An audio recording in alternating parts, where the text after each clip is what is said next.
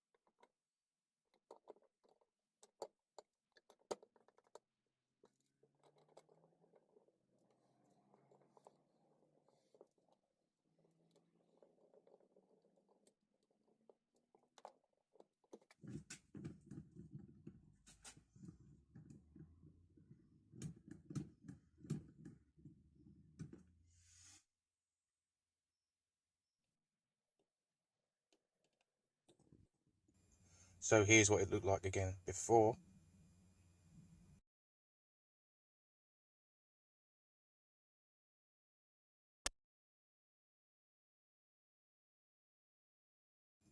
Once again, before and after the wife confiscated it. Have a good evening. Bye for now.